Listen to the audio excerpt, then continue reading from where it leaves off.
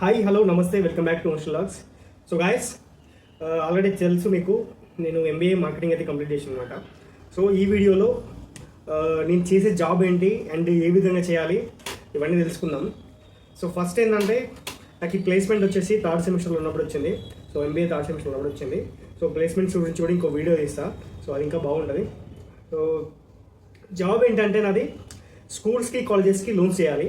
So నాకు job రావడం ఏంటంటే ఎంటీకి జాయిన్ అయినా, మేనేజ్మెంట్ ట్రైనింగ్ అంటారు. సో మేనేజ్మెంట్ ట్రైనింగ్ అనేది చాలా లక్కీ అనమాట. సో ఎవరికైనా మేనేజ్మెంట్ ట్రైనింగ్ వస్తే ఛాన్స్ వదులుకోకండి. So that's the best suggestion from my side. And so job విషయానికి వస్తే నాకు థర్డ్ సెమిస్టర్లో జాబ్ వచ్చిన తర్వాతకి సో ట్రైనింగ్ వచ్చేసి ముంబైలో పెట్టారు. ఫస్ట్ టైం ఫ్లైట్ అయితే ఎక్కిన. సో నన్ను ఇక్కడ నుంచి అక్కడికి తీసుకెళ్ళి ఒక 2-3 డేస్ అయితే మాకు ట్రైనింగ్ ఇచ్చారు అక్కడ. సో ట్రైనింగ్ అయిపోయిన తర్వాత ఇక్కడికి వచ్చినాం. అది B2B అనమాట. B2B అంటే ఏంటంటే బిజినెస్ టు బిజినెస్ అనమాట.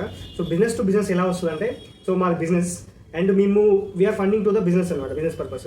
సో స్కూల్స్కి కాలేజెస్కి అవి కూడా బిజినెస్ కిందకి వస్తాయి కాబట్టి బిజినెస్ టు బిజినెస్. సో మా కంపెనీలో వచ్చేసి 2 ప్రొడక్ట్స్ ఉంటాయి. ఒకటి ఎడ్యుకేషన్ లోన్స్, ఇంకోటి ఎడ్యుకేషన్ ఇన్స్టిట్యూషన్ లోన్స్.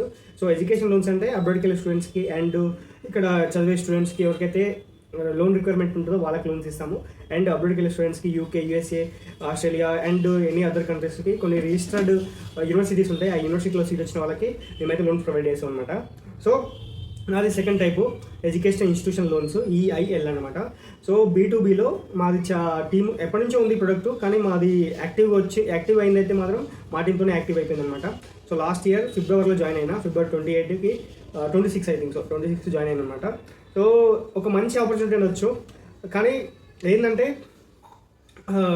నేను అనుకుందేమో మార్కెటింగ్ జాబ్ రావాలనుకున్నా, మార్కెటింగ్ కానీ బిజినెస్ డెవలప్మెంట్ ఎగ్జిక్యూటివ్గా రావాలనుకున్నా.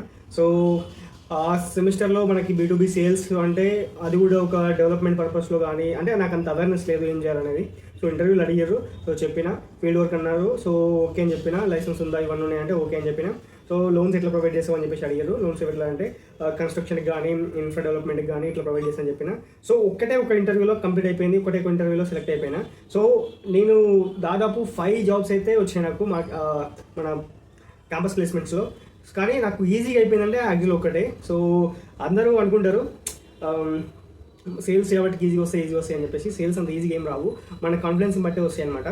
సో వర్క్ విషయానికి వస్తే నాది, నేను రోజు స్కూల్స్కి వెళ్ళాలి. అండ్ స్కూల్స్కి వెళ్ళి ప్రైవేట్ స్కూల్స్ కానీ ప్రైవేట్ కాలేజెస్ కానీ వెళ్ళి అక్కడ వాళ్ళకి లోన్ రిక్వైర్మెంట్ ఉందేమో అని చెప్పేసి అడిగి, ఒకవేళ వాళ్ళ లోన్ రిక్వైర్మెంట్ ఉంటే వాళ్ళ పర్పస్ ఏంటి అండ్ ఎంత లోన్ రిక్వైర్మెంట్, వాళ్ళ టర్న్ ఓవర్ ఎంత ఉంది, వాళ్ళ కలెక్షన్ ఎంత ఉంది, ఇవన్నీ చూసుకోవాల్సి ఉంటుంది.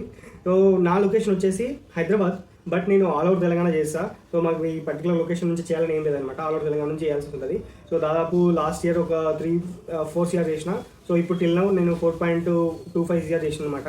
సో అప్పటికి ఇప్పటికి డిఫరెన్స్ ఏంటంటే, సో అప్పుడు నేను ఓన్ ఫైల్స్ మీద బాగా కాన్సన్ట్రేషన్ అనమాట. ఓన్ ఫైల్స్ ఏంటంటే, సో మాకు మొత్తం 3 సోర్సెస్ ఉంటాయి. ఒకటి ఏంటంటే కోల్డ్ కాలింగ్ ఉంటుంది. కోల్డ్ కాలింగ్ ఏంటంటే ప్రతి స్కూల్కి కాలేజ్కి మనమే విజిట్ చేసేసి వాళ్ళకి అడిగి లోన్ రిక్వైర్మెంట్ ఉంటే చేయాలి. అది మన ఓన్ కేసెస్ కిందకి వస్తాయి. ఇంకోటి రిఫరెన్స్ వస్తాయి అనమాట. సో రిఫరెన్స్ అంటే మనం కొత్తగా మార్కెట్లోకి వచ్చినాం కాబట్టి మనకు అంత రిఫరెన్స్ ఫైల్స్ ఏం రాలేవు. ఇప్పటికి కూడా నాకు రిఫరెన్స్ ఫైల్స్ ఏం రాలేదు. అండ్ థర్డ్ వచ్చేసి DSA ఉంటుంది. DSA అంటే ఏంటంటే, సో ఎవరైతే ఫ్రీలాన్సింగ్ అనమాట, ఇలా చాలా అంటే చాలా ఎక్కువ ఫ్రీలాన్సింగ్స్ ఉన్నాయి ఇందులో. సో నేను ఈ మార్కెట్లోకి వచ్చినాక అర్థమైంది, సో మనుషులకు ఇంత డబ్బు ఉందా, ఇంత డబ్బు అవసరం ఉందా అని చెప్పేసి అర్థమైంది అనమాట. సో చాలా మందికి అవసరాలు ఉంటాయి, కానీ కోట్ల టర్న్ ఓవర్ ఉంటుందన్నమాట. అంటే కన్సల్టెన్సీ వాళ్ళది కోట్ల టర్న్ ఓవర్ ఉంటుంది. సో వాళ్ళ బ్యాంకుతో టైప్ అయ్యి వాళ్ళకి కోడ్ ఉంటుంది, వాళ్ళకి రిఫర్ చేసినాక వాళ్ళకి ఇంత అమౌంట్ కూడా ఉంటుంది అనమాట. సో అది ఒక third sourcing. So first year నాకు ఎందుకు తక్కువ బిజినెస్ అయ్యింది అంటే, నేను మొత్తం కోల్డ్ కాలింగ్ మీదే కాన్సన్ట్రేట్ చేసిన, DSA మీద కాన్సన్ట్రేట్ చేయలేదు. సో ఎప్పుడైతే సెకండ్ ఫైనాన్షియల్ ఇయర్కి వచ్చినామో ఏప్రిల్ నుంచి 2025, సో నేను DSA మీద కూడా కాన్సన్ట్రేట్ చేసాను అనమాట.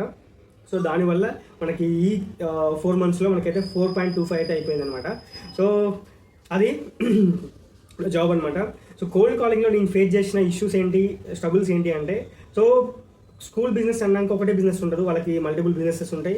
సో ఒక స్కూల్లో ఎవరైనా ఒక అడ్మిన్ కానీ ఎవరైనా ఒకరిని హెడ్గా ఉంచి వాళ్ళు చూసుకుంటారు, మిగతా వీళ్ళు బయటకు వెళ్ళిపోతుంటారు. సో నేను కోల్డ్ కాలింగ్కి వెళ్ళినప్పుడు ఒక్కరు కూడా నేను మీట్ అవ్వలేదు. అంటే మీట్ అవుతాం కానీ చాలా అంటే చాలా 100 స్కూల్స్ తిరిగితే 10 మంది కూడా కలవడం కష్టం అనమాట.